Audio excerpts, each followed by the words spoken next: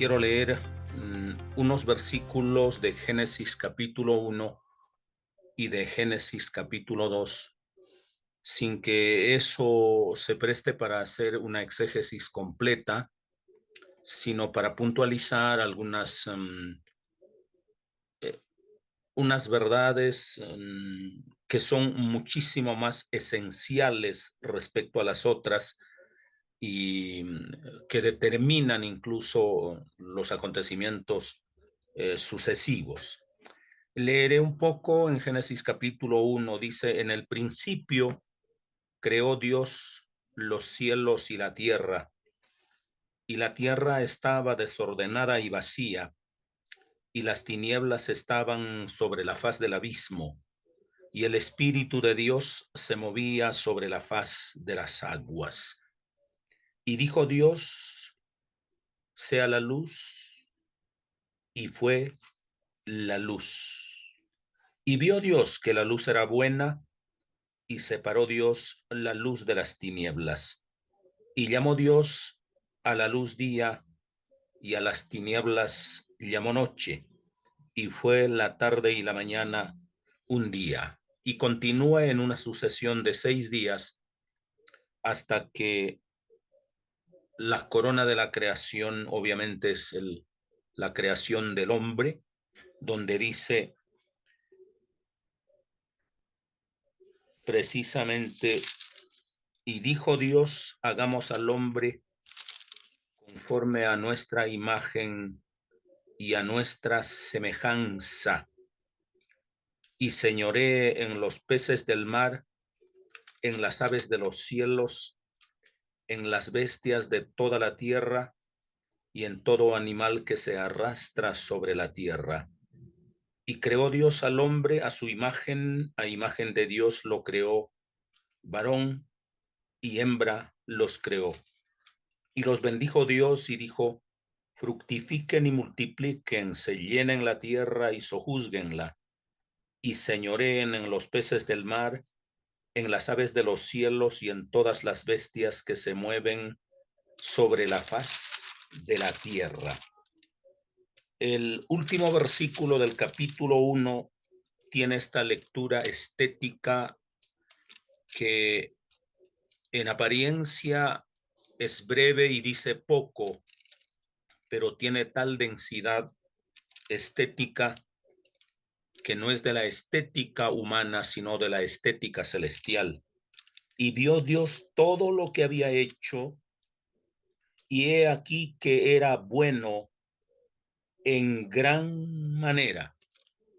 Quiero volver a remarcar esto porque de aquí se desprenderá todo el fenómeno de la ética en la creación y de la santidad como don divino. Y vio Dios todo lo que había hecho, y he aquí que era bueno en gran manera, y fue la tarde y la mañana el día sexto. Pues bien, creo yo que este relato fundacional, más que crónica, más que historia,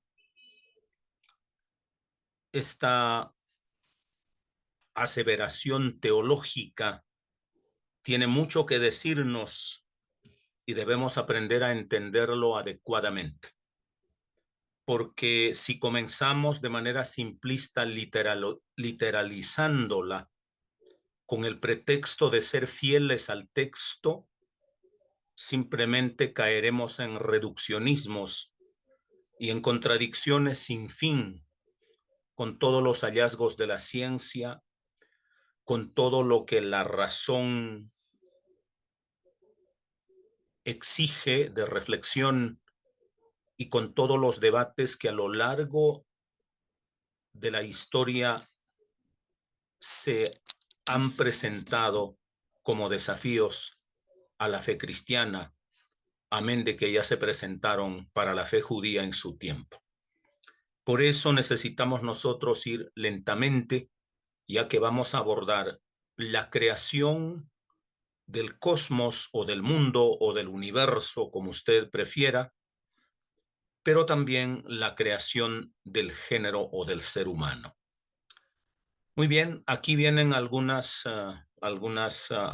apuntes de lo que ustedes ya leyeron y queremos volver a pasar sobre ellas. Querido Elkin.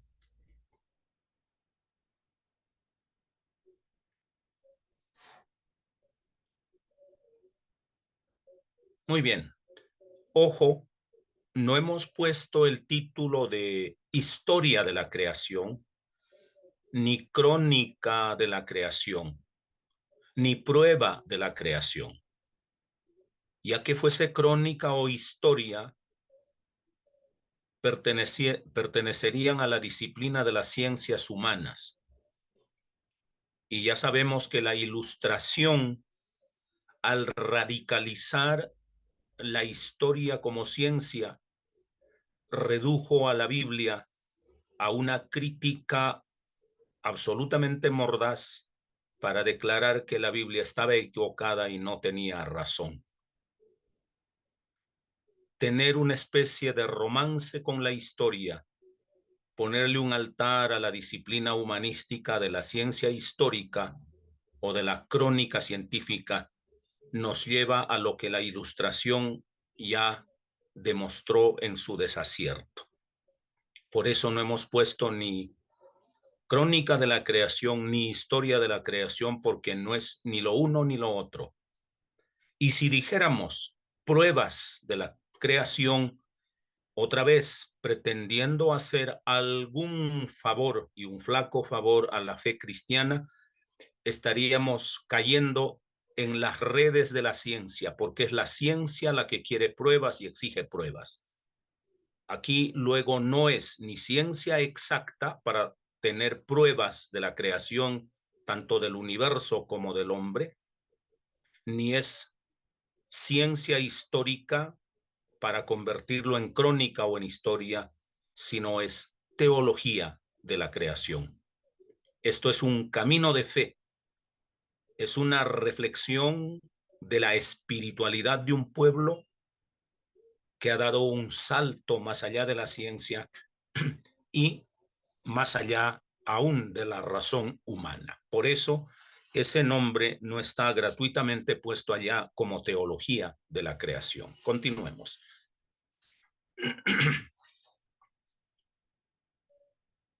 Muy bien.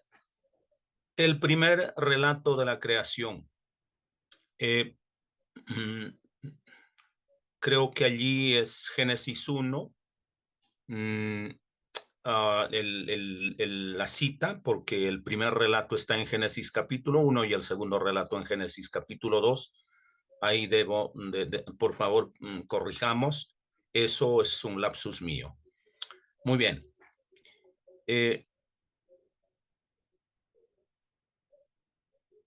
Ahora, dice ahí, la historia teológica de Israel explica que la creación entera brota del poder y del amor de Dios. Estamos hablando de la teología histórica de Israel. No podemos, después de leer algunos libros hace años, sobre todo hacia mediados y la segunda mitad del siglo XX, hubo un romance con aquello de la baja crítica, que a partir de la historia había que demostrar y de la arqueología que la Biblia decía la verdad. Hubo un libro de un tal Keller, historiador en la Universidad de Harvard, que habla precisamente las pruebas científicas de la Biblia. Es un documento que hoy por hoy está absolutamente descontinuado, pero que en su época fue bastante mentado, bastante leído en los seminarios, en las facultades de teología, etcétera. Amén de que Discovery Channel o History Channel, por ejemplo, pasa las pruebas científicas acerca de la Biblia. y el creyente que lo ve por primera vez concluye, caramba, mira, sí ve, la Biblia es verdad porque la ciencia lo dice. Wow. Si la ciencia es la maestra, la decana de la Biblia, entonces los científicos son los mejores hombres de fe. Y tal cosa, siendo hermoso como logro de la cultura humana, es muy pobre, muy deficiente frente al desafío de la fe. Por eso la historia teológica de Israel explica que la creación entera brota uno del poder de Dios. La creación entera, en su totalidad, un poco más allá de lo que nuestros ojos ven, un poco más allá de las formas, tanto del universo como del hombre, brota del poder de Dios. Y dos, del amor de Dios.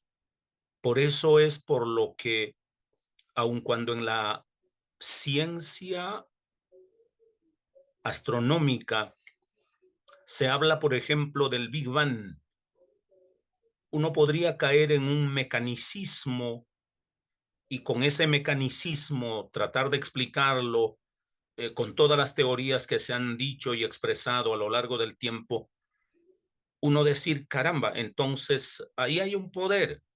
Los científicos lo atribuyen al poder de la materia y yo se lo atribuyo a Dios, ¿no? Y hasta con Aristóteles podríamos decir, claro, Dios es el motor fundante principal, el motor último de toda la creación, lo que la Teodicea de Aristóteles ya afirmaba.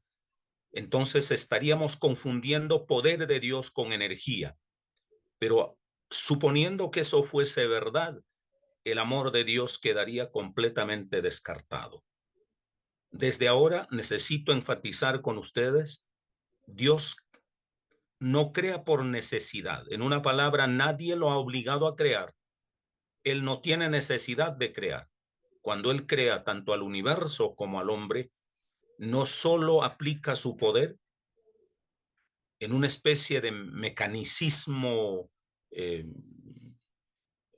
energético o de energía, sino aplica su amor, su amor. Nosotros somos fruto del amor de Dios.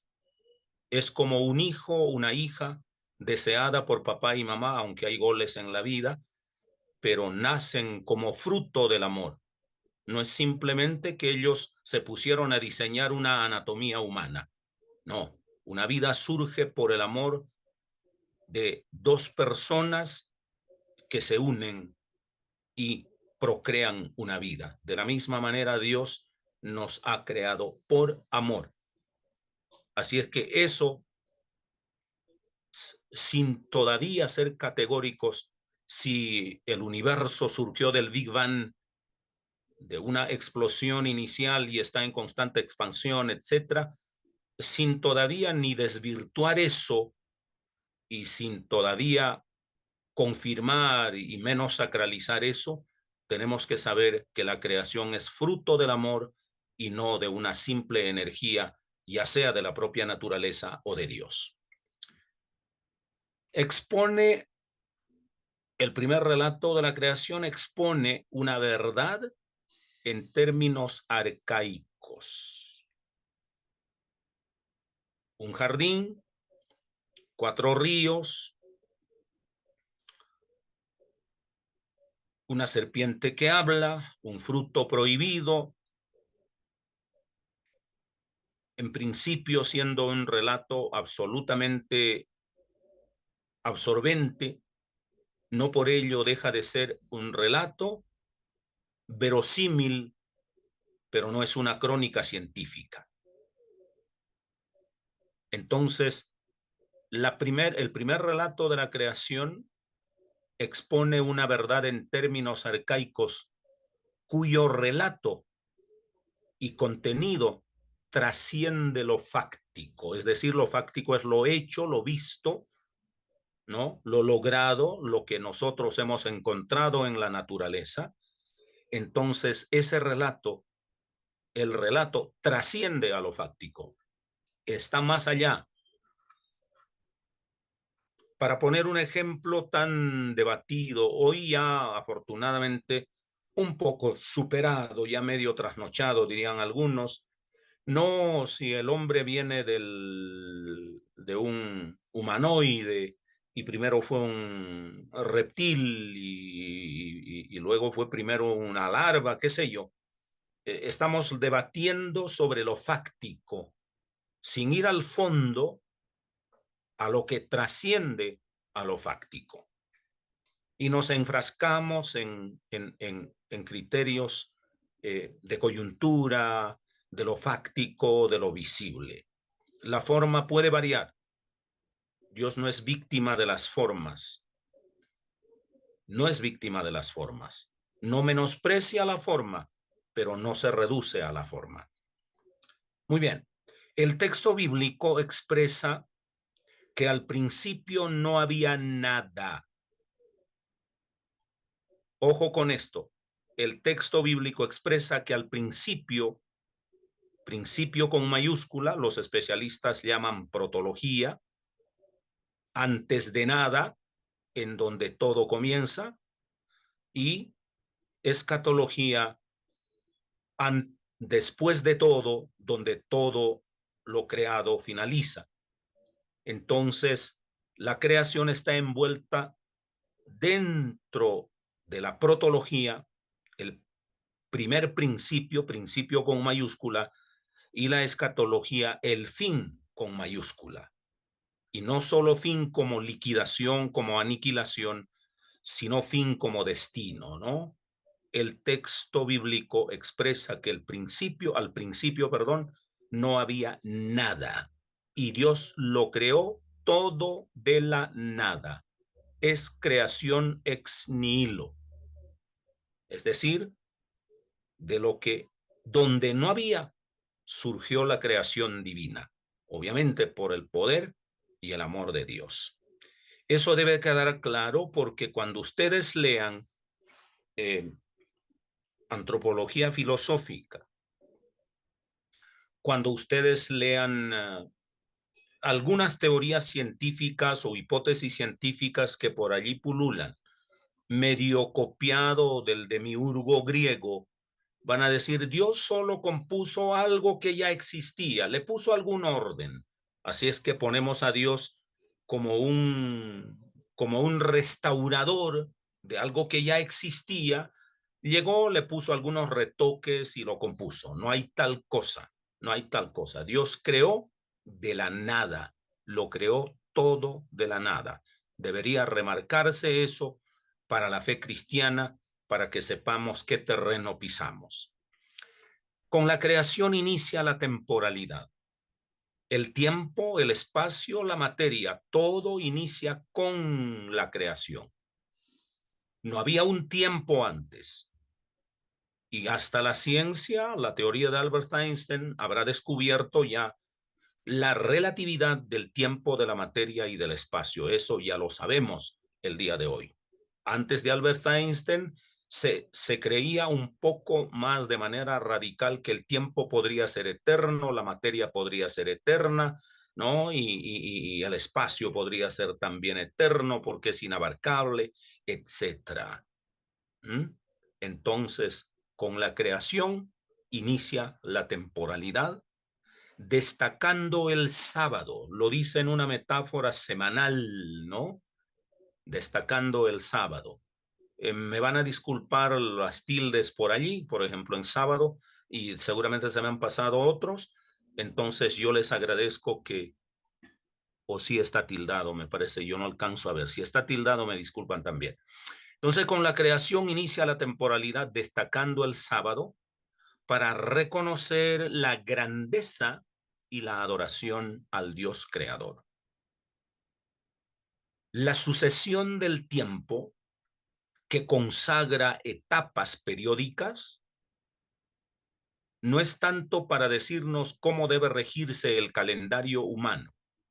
Lo que equivale a decir es que en el flujo del tiempo el hombre debe estar agradecido con la creación de Dios por el espacio que ocupa en el cosmos y por ser el sujeto humano, o ella, pues él y ella, sujetos humanos, que son, ¿no?, ocupando un espacio en la creación de Dios.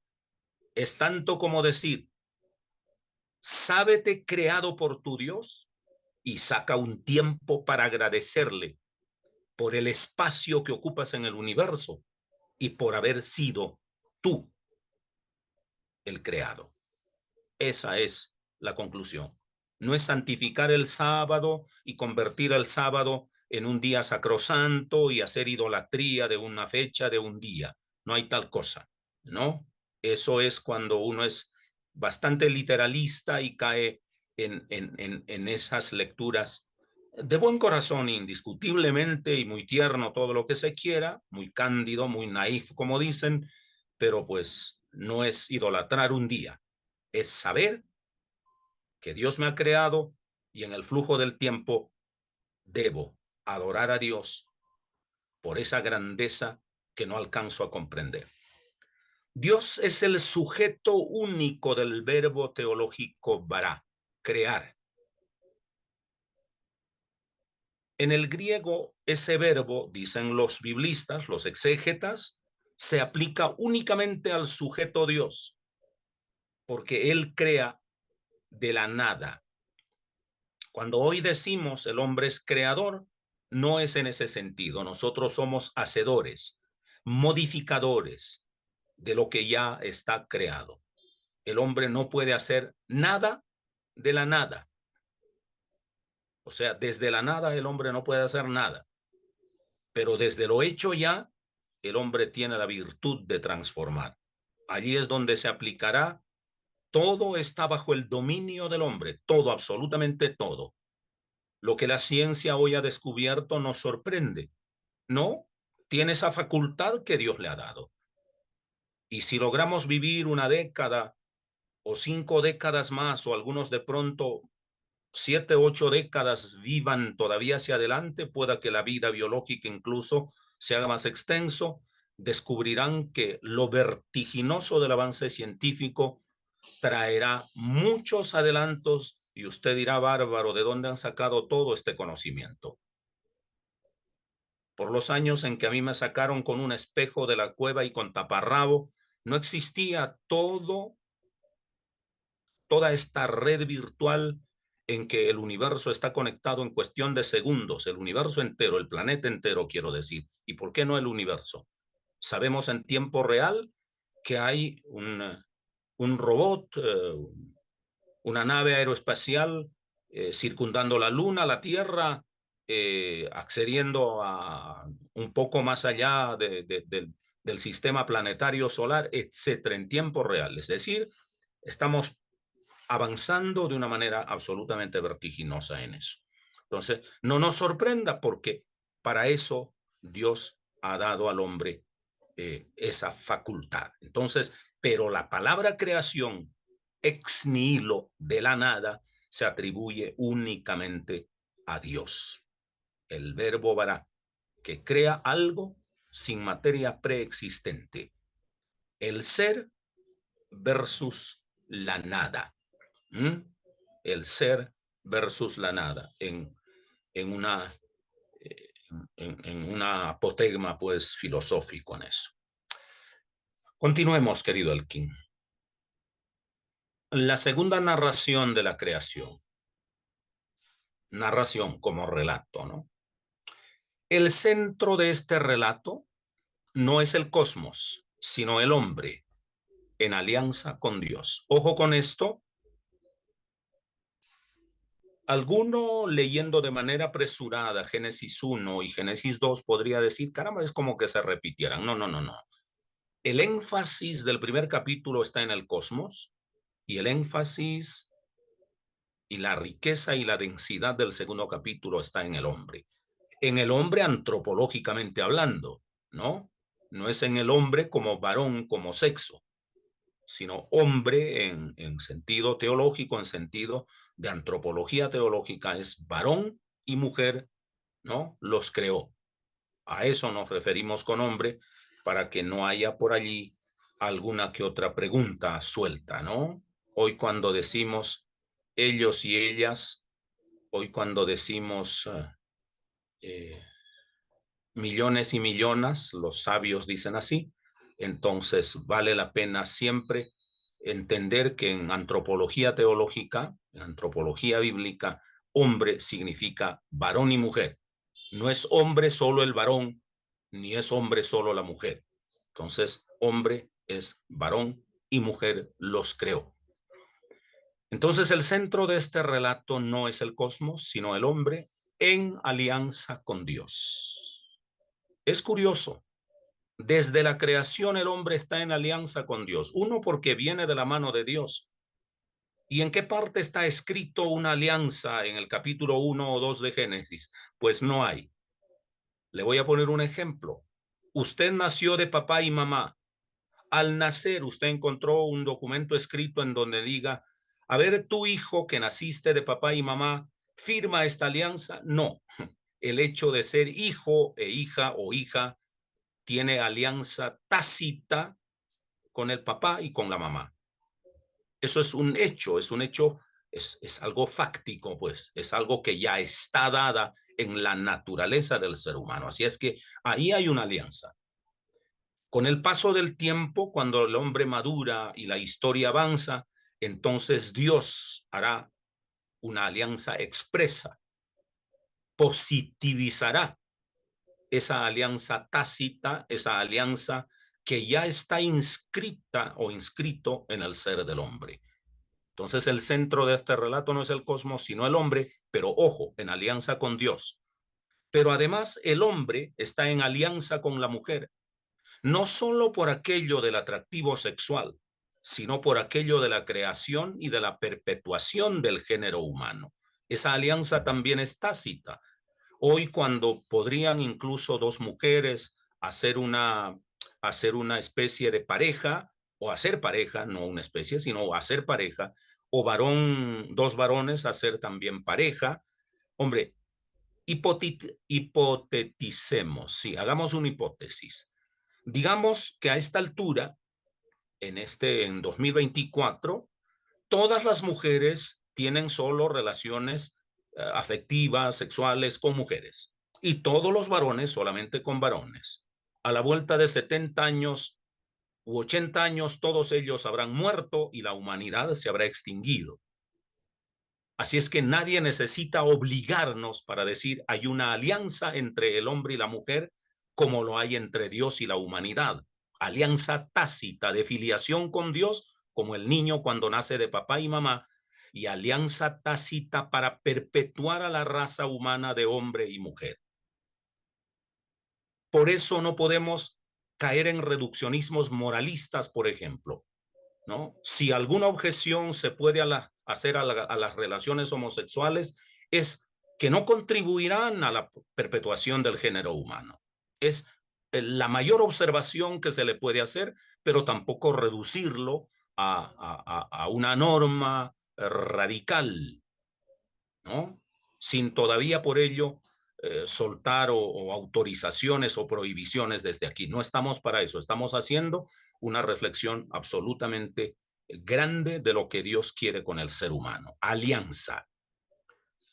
Muy bien, en esa alianza Dios pacta con el hombre por filiación, ya lo hemos dicho. El hombre quebranta el pacto porque el hombre está en uso de su libertad. Dios es soberano y crea al hombre, no soberano, pero sí autónomo, libre, y el hombre se enfrenta a desobedecer a Dios y el hombre solo tiene la capacidad de decir si desobedezco o no desobedezco a Dios, o más bien si obedezco a Dios o no desobedezco a Dios. El hombre quebranta el pacto por voluntad, por decisión. Dios castiga al hombre en la historia, claro está, ¿no? No desde antes de nacer, como alguien dijera, por allí hubo algunas vertientes religiosas, tanto en el catolicismo como en el protestantismo, que decían unos ya están condenados desde antes de nacer, predestinados a la condenación, y otros están predestinados a la salvación. No hay tal cosa. Dios responsabiliza al hombre en el curso de la historia posterior a la creación, nunca antes. Sería un Dios malvado. Y en ese Dios, yo, que soy apenas principiante en estos casos, yo decidiría no creer en ese Dios. Dios castiga al hombre por haber quebrantado el pacto, ¿no? Pero el castigo de Dios no es aniquilación, es un llamado al arrepentimiento. Ya lo es en el Antiguo Testamento. Si ustedes leen la segunda y tercera parte de Isaías, descubrirán que ni siquiera el pueblo hebreo que flagrantemente quebrantó el pacto fue desechado de manera definitiva por Dios. Y ni siquiera la humanidad, razón por la cual Jesús viene y muere.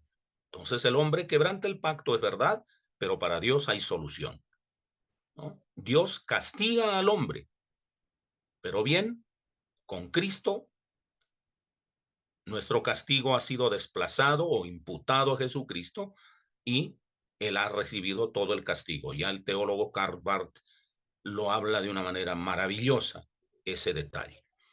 Dios promete salvar al hombre. Muy bien, Dios promete salvar al hombre. No es que el clamor del hombre conmueve el corazón de Dios y él dice, bueno, has llorado tanto que al fin te voy a salvar. No, otra vez, así como nos creó por amor sin necesitarnos, Dios nos salva y nos perdona por amor sin necesitarnos. Si alguna necesidad hay en la historia es que Dios nos destruya, pero no, Él decide por amor salvarnos. Lo hizo con Israel y lo hizo con la humanidad. Y si he de ser medio pastoral en esta noche, también lo salva y lo perdona a usted. Este relato contiene un sentido ontológico, es decir, del ser. ¿Quién soy? ¿Quiénes somos los seres humanos? Y también qué es el universo, ontológicamente hablando, la esencia, el ente. Y encierra también un sentido axiológico, ¿no? Dios lo creó, ontología. Yo vengo de la esencia de Dios. Por eso se habla del soplo divino. No soy Dios, pero llevo en mí el aliento divino. La creación vibra y la tierra, lo menos por nosotros conocida, está en una ebullición permanente de vida vegetal y animal. Y aún la naturaleza del universo es energía pura, es como que algo los tuviera. ¿Cómo es que los polos opuestos de un átomo se atraen, oiga, en lugar de rechazarse y generar una explosión en cadena y aniquilar el cosmos? Hay algo misterioso allí, por decirlo de alguna manera, y eso es en sentido ontológico. Dios ha puesto su sello en nosotros, procedemos de la mano de Dios y eso es lo que determina quiénes somos. Pero también encierra un sentido axiológico, ¿no? La axiología estudia el mundo de los valores. Ahí es donde Dios lo creó bueno. Ojo, el hombre esencialmente es bueno. ¿Y saben por qué? No porque no haya cometido errores del tamaño que sea, sino porque procede de la mano de Dios. Ojo con eso. No hay el hombre en la tierra, no hay un hombre en la tierra, un sujeto humano individualizado, particularizado, que no sea redimible, por muy pervertido, por muy perverso, por peor asesino, por peor criminal que sea aquello que nosotros humanamente ni podemos comprender y muchísimo menos tolerar. Entonces, ese sentido axiológico, Dios lo creó bueno. Aquella teoría sostenida por los griegos, toda materia es mala. No, el universo es bueno porque procede de la mano de Dios. El hombre es esencialmente bueno porque procede de la mano de Dios. Dios lo creó bueno. Por eso les dije, el sentido estético vio lo que Dios había hecho y era bueno en gran manera. Significa que nada está perdido para Dios. Absolutamente nada, por grotesco que sea, por horrendo que sea, el escenario, la experiencia, el acto o individual o colectivo Dios lo creó bueno, en consecuencia es redimible, no por los méritos del sujeto, sino porque Dios es amor. El relato no es una crónica de hechos científicos, ya lo dije, si el registro, sino, perdón, el registro religioso de un pueblo que reconoce el poder creador de Dios. Esto es un desafío para nuestra fe. No, yo no voy a creer por los hechos, por las pruebas científicas. La ciencia en ocasiones puede aportarme una luz, pero esa no será la razón de que yo crea en Dios. Y de aquí a mañana la ciencia al avanzar puede desvirtuarse a sí misma y el haber hecho, el habernos aportado cierto apoyo en un momento dado, en otro momento volverse como un boomerang en contra de nosotros. Entonces, en el momento que la ciencia parece apoyar a la fe, nos alegra eso, pero nuestra fe no puede descansar en eso. Jamás. Si apoya bien, maravilloso, está bien. Y si lo contradice, está bien, porque por lo menos nos ayudará a tener lecturas críticas. Quiero repetir esto, el relato no es una crónica de hechos científicos, tanto en lo del universo como en lo del hombre, ¿no? No es una crónica de hechos científicos, ¿no? Ni astronomía, eh, ni biología, ni antropología, sino el registro religioso de un pueblo que reconoce el poder creador de Dios. Si en esta noche solo podemos decir, bueno, yo decido creer en Dios por su creación, más allá de toda evidencia científica, sin importar si la ciencia apoya lo que la Biblia afirma o contradice a lo que la Biblia afirma, yo decido creer en la creación de Dios. Usted está dando un paso de fe. Sigamos, por favor.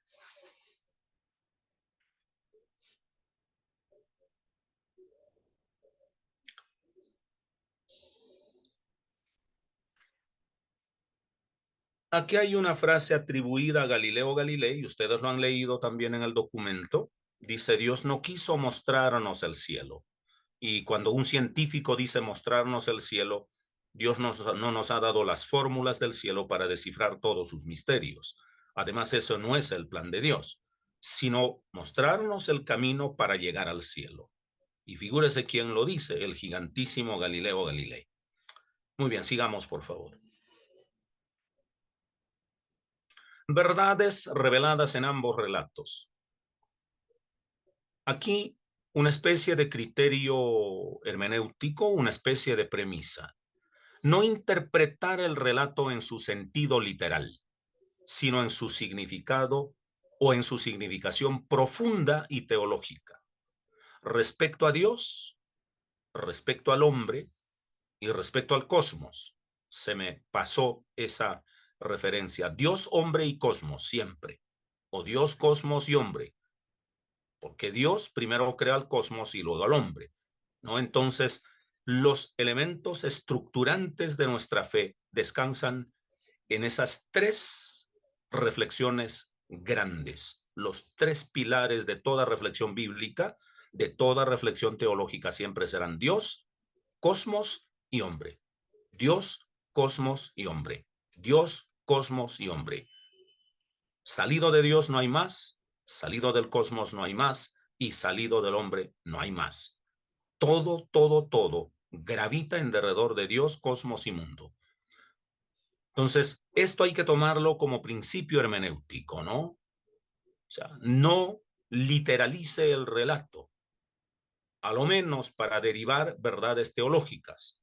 No, Dios hizo al hombre de barro. Si no creo en eso, me voy para el infierno. No.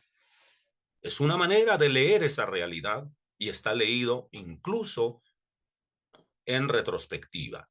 En una palabra, el judío y la humanidad de aquel entonces vieron que un cuerpo muerto se sepultaba en el desierto y luego al poco tiempo se convertía en polvo. Pues entonces ellos dijeron, caramba, ¿cómo lo hizo Dios? Pues tomó del polvo de la tierra y esculpió un cuerpo. Fue lo más lógico que ellos hicieron.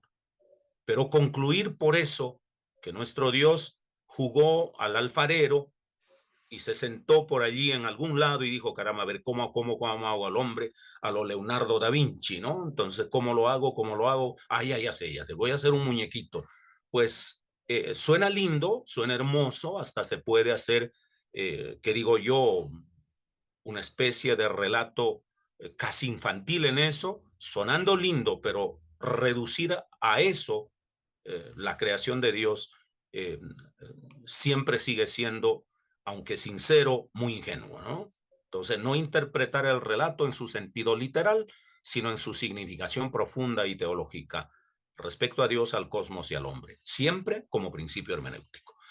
El autor sagrado, eh, pues para el pueblo judío, sobre todo para la ortodoxia judía, incluso cristiana, caramba, Moisés es el que escribió, ¿no?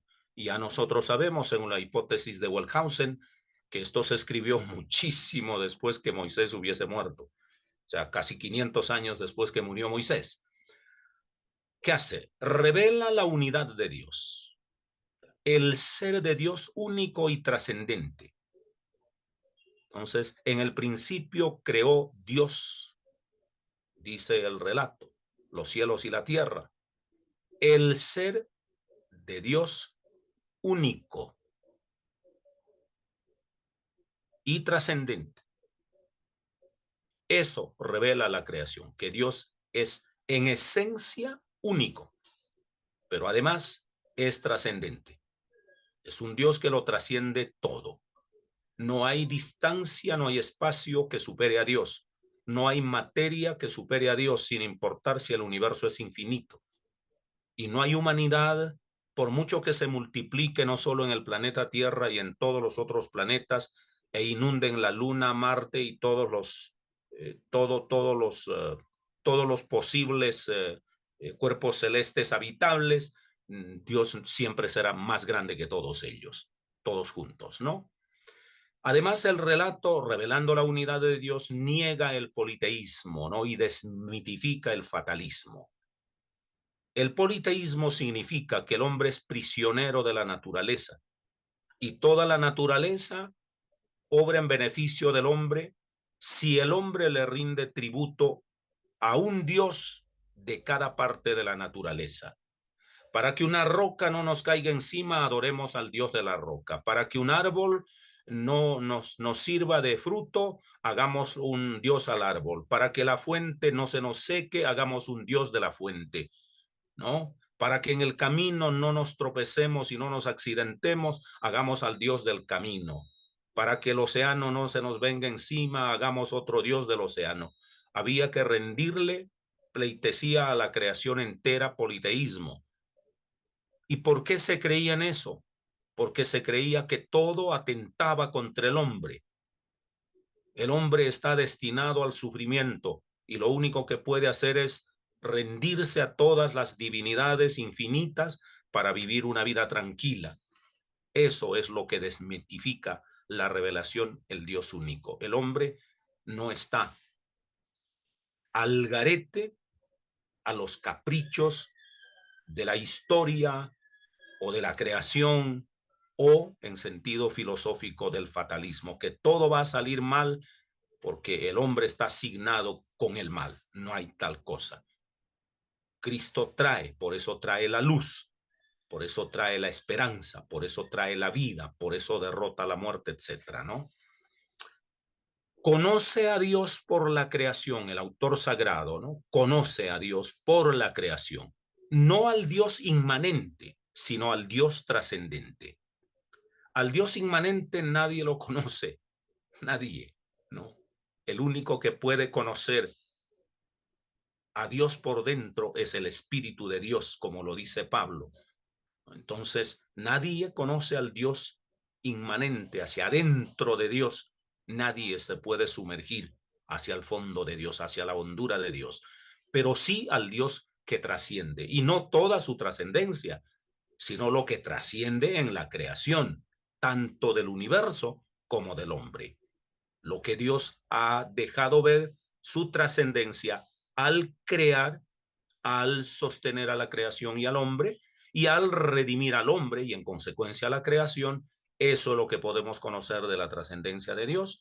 Eso incluso ya lo vimos cuando estudiamos acerca de Dios.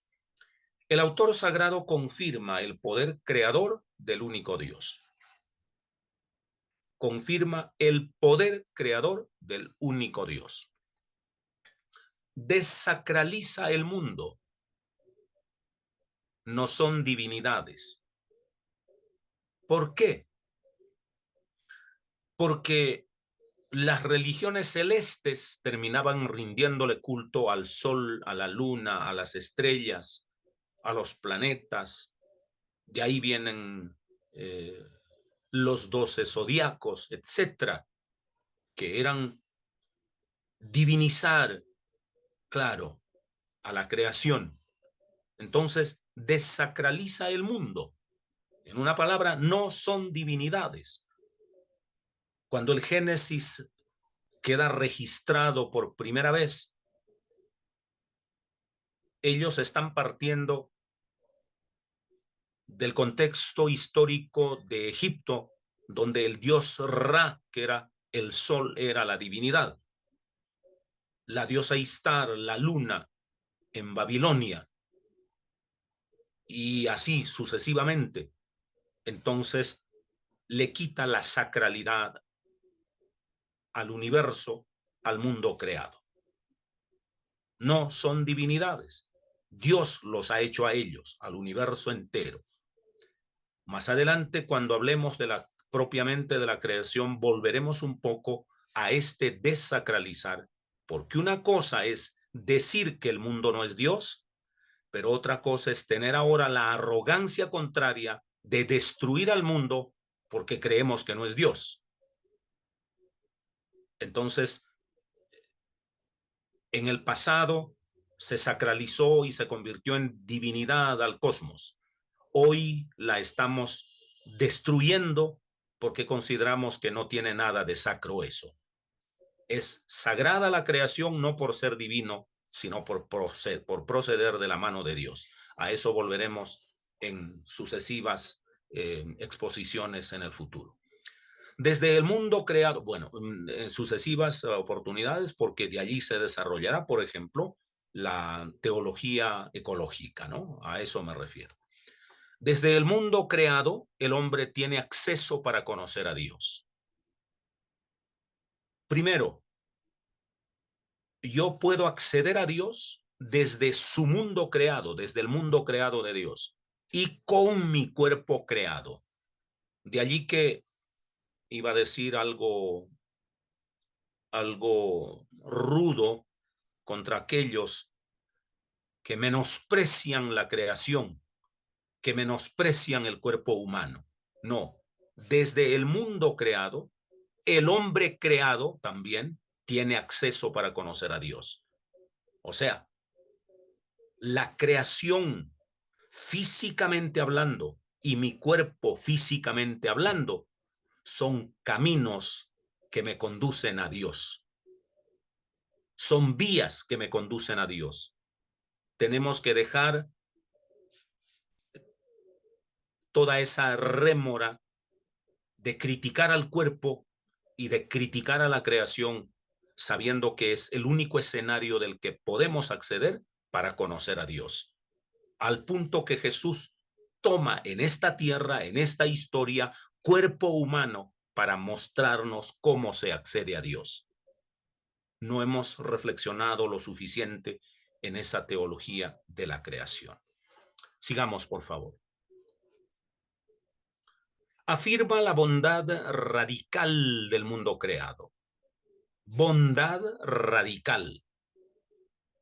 Pueda que esté manchado de errores, claro que sí, pero de manera radical y absoluta, no. No, no hay un hombre absolutamente condenado, ni la creación está absolutamente perdida. Afirma la bondad radical del mundo creado.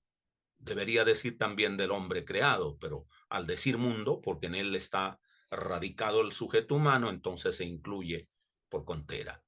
Resuelve el problema ontológico reconociendo la condición creatural de todas las realidades, cosmos y hombre. Ya lo hemos dicho anteriormente, ¿no? Venimos de la mano de Dios. Hay esencia en la creación porque procede de la mano de Dios. Hay esencia eterna en el sujeto humano porque procede de la mano de Dios. Ese es el gran sumum ontológico. Nosotros no somos un accidente de la historia que aparecemos y luego desaparecemos. Aunque la poesía dice, somos como la flor del campo que está acá, eso es poema. Pero ontológicamente el hombre viene de la mano de Dios y vuelve a la mano de Dios, ¿no? Entonces eso debe quedar claro. Responde al problema ético. El mundo y las cosas son buenos por esencia de la creación divina. Quiero remarcar esto porque la sospecha de la religión extrema, fanática, legalista, es creer que tanto el mundo como las cosas, y sobre todo el hombre, está tan contaminado, tan manchado, que está en esencia, esencialmente manchado. No hay tal cosa. Está manchado, sí, pero en esencia sigue siendo la creación de Dios. Eso es lo sagrado. Eso es lo redimible. Esa es la luz de la esperanza, ¿no? Quiero volver a leer, responde al problema ético. El mundo y las cosas son buenos por esencia de la creación divina. Ilumina el origen del mal, ojo, que no procede de Dios, sino de otro agente extraño, para que no se radique en cabeza de Dios el mal. Cuando decimos, ¿por qué Dios hizo esto? ¿Por qué Dios permite esto? No. Y aquí podemos hacer un apunte ya de teodicea y de infierno. Ay, es que Dios, así como nos ama, también es justo. Con el mismo amor con que muere por nosotros, equivalente, con la misma rabia nos condena eternamente. No hay tal cosa. No hay tal cosa. Eso es una aberración decir de Dios eso. Algún día se dice que alguien le preguntó, un niño que es bastante normativo, justiciero, y dijo, los malos tienen que irse para el infierno a quemarse eternamente. Eso dice la Biblia. Entonces el guía espiritual le preguntó, si tú te portas mal, ¿tu mamá te metería vivo en un horno y te asaría? Y el niño gritó, mi mamá no. Ok, si tu mamá no puede meterte en un horno y quemarte vivo, pues Dios tampoco lo va a hacer con su creación. Tiene una explicación ese llamado dramático de la Biblia con infiernos, con castigos y todo eso. Tiene su sentido, pero no es que Dios quiera meternos en el horno como la mamá insensible que porque el niño se portó mal vivo lo va a asar en un horno. Cuidado con eso. Eso es una aberración absolutamente despreciable cuando se le atribuye a Dios. Así es que ilumina el origen del mal que no procede de Dios, sino de otro agente extraño. Y Dios luchará y nos enseñará a luchar. Cristo lucha contra ese agente extraño en la cruz. Confirma el optimismo cósmico y me alegra esto, que por origen divino el mundo es radicalmente bueno y allí siempre debe añadirse y el hombre también. Invita al hombre a conocer y desarrollar todas sus potencialidades, al margen de que desacierte y me equivoque, ¿sí? Pero estamos invitados a conocer y desarrollar todas nuestras potencialidades. Revela que la creación es un acto libre de Dios, también ya lo dije. El mundo aparece a la voz imperativa de su palabra. Dijo Dios. Dios habló. Es la palabra creadora de Dios. No sé si nos queda algo más. Sí.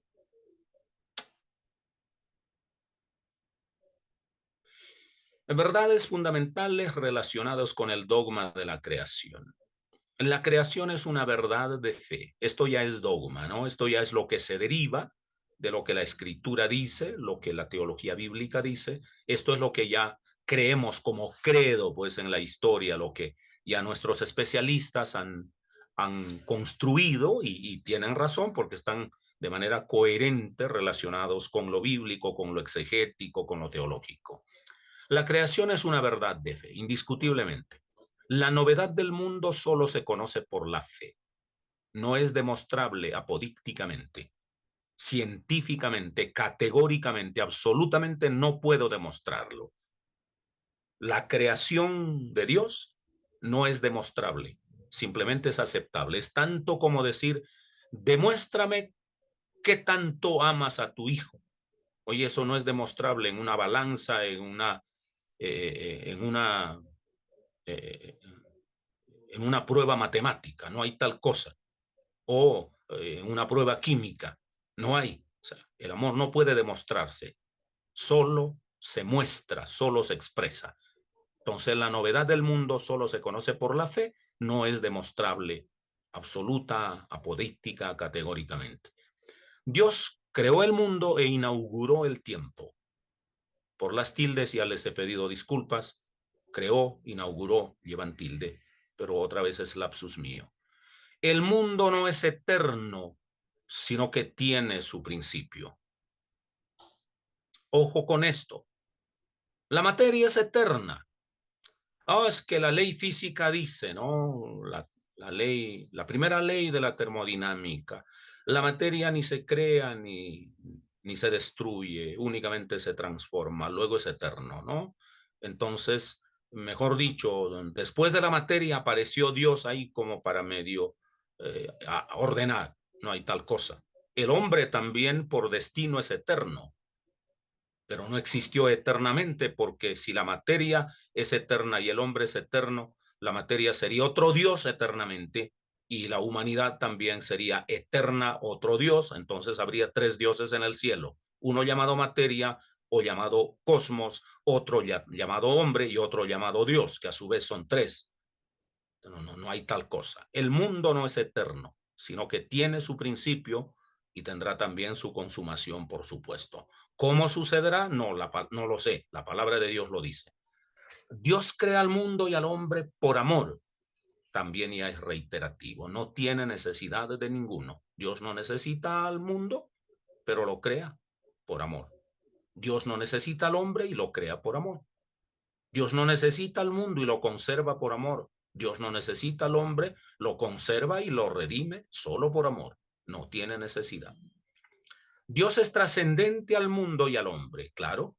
Refleja su imagen en todo lo creado, pero lo excede en todo. En una palabra, Dios está en toda la naturaleza, ojo, sin que la naturaleza sea Dios, porque eso sería panteísmo, ¿no? Refleja su imagen en todo lo creado. El sello de Dios está por doquier en la creación entera. Los cielos cuentan la gloria de Dios. De pronto es el estribillo que venimos repitiendo frecuentemente. Refleja su imagen en todo lo creado, pero lo excede en todo. Como dijo San Agustín, tú estás más hondo de la hondura de mi alma y tú estás más lejos de lo lejano que yo pueda percibir. Entonces, Dios está más adentro de lo dentro, tanto de la creación de manera inmanente, pero está también mucho, mucho, mucho más por fuera de todo lo creado, cosmos y sujeto humano. Penetra a lo más íntimo de lo creado, pero no se fusiona con el sujeto ni con el objeto, es decir, ni con el hombre ni con la creación. Porque reitero, si se fusionara con el humano, entonces nosotros seríamos dioses y Dios sería tan hombre como nosotros, y no hay tal cosa. O con el objeto, con la creación, entonces caeríamos pues en el panteísmo, que ya esa herejía está eliminada. Dios es el otro aspecto, Dios es el otro, ese otro, por favor, léanlo con mayúscula, es el otro respecto a todas las realidades creadas por él. Ahí es donde se construye la alteridad. Dios no puede confundirse ni con el objeto cosmos, ni con el sujeto hombre. Dios es el otro. para la materia y Dios es el otro para el sujeto humano. Solo media la relación en ida y vuelta entre el cosmos y Dios y el cosmos, entre el hombre y Dios y el hombre. Subraya la relación hombre-mundo. La misión del hombre es adornar el cosmos mediante el trabajo. Esa relación hombre-mundo no es una imposición divina, es la misión inscrita en el ser del hombre. De allí que nuestros científicos avancen, pero ellos no están creando nada, solo están descubriendo o las leyes de la creación, o las están modificando, o las están aplicando, o las están encontrando nuevas relaciones. Esa es la misión del hombre. El artista, el poeta, el agricultor, el que construye civilizaciones, el que hace historia, todo eso, si lo hacemos responsablemente, es adornar el cosmos, pero mediante el trabajo. Y trabajo en este sentido es bastante grande, bastante amplio. Creo que Hannah Arendt, en La condición humana, el documento, habla de una manera excelsa lo que es el trabajo transformador del género humano a lo largo de la historia y la responsabilidad ética que de allí se deriva. Entonces, la misión del hombre es adornar el cosmos mediante el trabajo. Qué lindo sería que todo el desarrollo científico, tecnológico, urbanístico, cultural adornara la creación sin destruirla. Qué lindo sería eso. Se vería el universo creado como una señorita joven bien presentada, bien hermosa, como dice la Biblia, como una novia ataviada para su marido. Es hermosa la metáfora que tanto el Antiguo Testamento como el Apocalipsis utilizan respecto a lo creado para ponerlo en la presencia de Dios. Cristo ya comenzó redimiéndonos, creo que nos queda la responsabilidad de redimir la historia, protegiendo al cosmos por una parte y a la humanidad por otra parte, para embellecerlo. El hombre puede usar, pero no abusar del mundo. Esto también ya está sobreentendido con todo lo que venimos diciendo. Podemos usar la ciencia, la conquista del espacio, la exploración de los fondos oceánicos, la exploración de la materia, tanto hacia adentro de ella como en su relación cósmica. Se puede explorar, se puede usar adecuadamente, pero no abusar de ella. Hoy estamos abusando del mundo. La contaminación ambiental es una, ¿no? Y toda la investigación nuclear, sobre todo con propósitos bélicos, para destruir pulsando un botón, es una desgracia. Estamos abusando del mundo. Debe cuidar con la moral ecologista. Eso también seguramente será un tema de posterior exposición. El hombre debe patentar la grandeza del Creador, reservando el día séptimo para rendir culto al Dios poderoso, al Dios creador. Bueno, ya está dicho antes, la grandeza del Creador, reservando el día séptimo para rendir culto al Dios todopoderoso. Lo que los teólogos llamaron, ¿no?, el Pantocrator. Entonces, ahí está, eso también ya está remarcado lo suficiente. La creación es una verdad permanente, desde cuya luz interpreta su historia pasada y su destino futuro. Cuando interpretemos teológicamente la creación, tanto del universo o del cosmos como del hombre, tenemos que interpretarlo desde su historia pasada, sin saltarnos su presente, pero uniendo su destino futuro. Y no solo como fenómeno histórico o como fenómeno de existencia, sino como destino futuro de eternidad. Historia, su actualidad y su destino futuro. Si no, no estaremos haciendo teología, Nos entretendremos con algunos debates que por allí surgen de tiempo en tiempo y algunos ruidosos, científicos, un poco ególatras, creen que con la ciencia han demostrado que Dios no existe o que la Biblia está equivocada, con una presunción altisonante, ¿no? Y amén de ello surgen por allí pequeños Quijotes cristianos que van a ser una especie de lucha contra los molinos de viento de los, de los científicos presumidos, condenando y satanizando. Surgen esas reacciones de parte y parte. Entre ambos, Dios mío, yo tendría que decir que entre el diablo y escoja. La creación es una verdad permanente, desde cuya luz hay que interpretar la historia pasada, pues el presente y su destino futuro. Quise utilizar historia allí en sentido filosófico, historia pasada, presente y futura en sentido agustiniano, ¿no? Listo, creo que he dicho.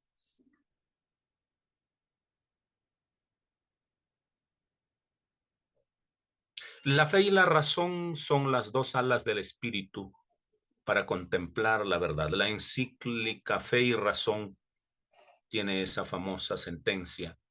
Los que pueden acceder a leer Fe y Razón harían bien.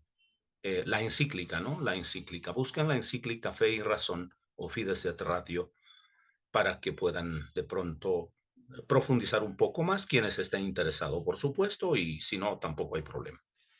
¿Listo?